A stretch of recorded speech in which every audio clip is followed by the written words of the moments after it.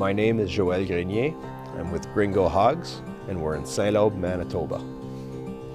So in St Labre we have a finishing operation, and this will be the third barn, so 3 2,000 head finisher barns. We'll be at 6,000 pigs now. My dad had put up the first one. My uncle worked for him for the longest time, and then I ended up working for my dad in the barns, and eventually we transitioned down to me. The barn design, I guess it would be considered the traditional style, but overall it's a partial slatted barn with heated floor. We've added the crystal spring feeders in there for good feed efficiency. We're using flex augers for feeding the animals. Everything's on a timer as well as on sensors.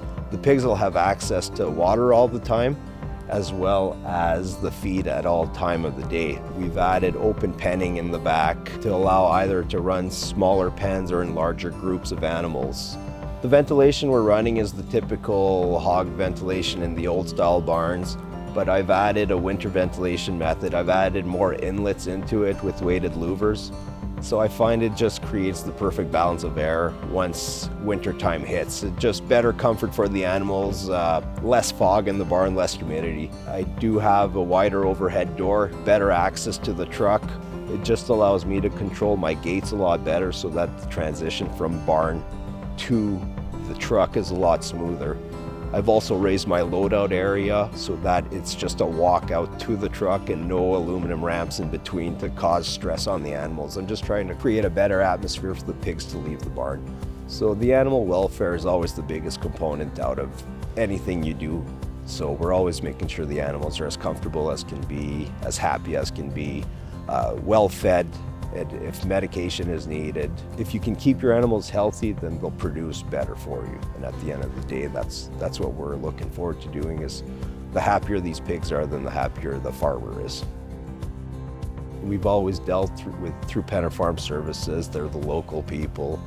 They're always willing to give a hand.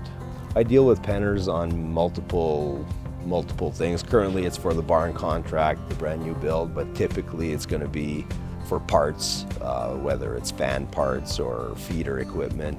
Working with Penner Farms, it means that they're supporting you all the way through, and at the end of the day, that the animals are cared for to the best of their ability as well.